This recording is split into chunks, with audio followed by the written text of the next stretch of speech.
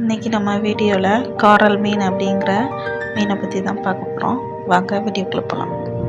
இந்த காரல் மீன் வந்து மருத்துவ குணங்கள் நிறைந்த கடல் வகை உணவின் பொக்கிஷம் அப்படின்னு சொல்லி அழைக்கப்படுது.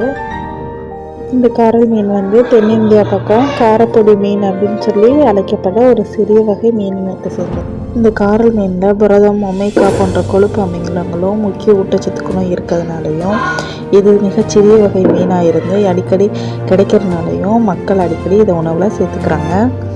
இந்த மீன் குழம்பை நம்ம நார்மல் மீன் குழம்பு மாதிரி வைக்காமல் மிளகு சேர்த்து வச்சோம் அப்படின்னா உடல் சூடு சமநிலையில் ஆகி சளி தொல்லையெல்லாம் குறையும்னு நம்பப்படுது. மிளகுல இருக்கிற சூடும் மீனோட சத்தும் சேர்ந்து நம்ம சளி தொல்லையிலேருந்து விடுவிக்குது. இந்த காரல் மீனில் இருக்கிற கொழுப்பு ஒமேகா 3ங்கிற கொழுப்பு அமிலம் வந்து இதய ஆரோக்கியத்துக்கு உதவுகிறது. ரத்த ஓட்டத்தை மேம்படுத்துவதற்கும் ரத்த அழுத்தம் மற்றும் அலர்ஜியை குறைக்கிறதுக்கும் இது யூஸ் ஆகும். இந்த மீனில் இருக்கிற விட்டமின் டி மற்றும் விட்டமின் B12 வந்து நோய் எதிர்ப்பு சக்தி அதிகரிக்கவும் நரம்பு பிரச்சனை, நரம்பு ஆரோக்கியத்துக்கெலாம் உதவுது. இதனால் இந்த மீன் நம்ம உணவில் அடிக்கடி சேர்த்துக்கும் போது நம்ம உடல் வலிமையுடனும் சோர்வடையாமலும் இருக்கும்.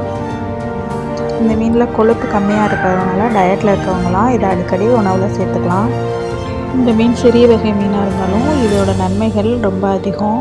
அதனால் இதை நம்ம உணவில் அடிக்கடி சேர்த்துக்கலாம். இந்த காரல் மீனில் நம்ம சுக்கா, மீன் குழம்பு, மீன் வறுவல் எல்லாமே பண்ணிக்கலாம். இந்த காரல் மீன் வந்து சுக்காவாக சமைச்சாலும் வறுத்து சமைச்சாலும் குழம்பு வச்சாலும் சுவையாக தான் இருக்கும். சில வகை மீன் வந்து குழம்பு வச்சா மட்டும்தான் நல்லாயிருக்கும், இல்லை வறுத்தா மட்டும்தான் நல்லாயிருக்கும், அந்த மாதிரிலாம் இருக்கும். ஆனால் இந்த காரல் மீன் அப்படி கிடையாது. இந்த வீடியோ உங்களுக்கு பிடிச்சிருந்துச்சுன்னா லைக் பண்ணிடுங்க. தேங்க்யூ.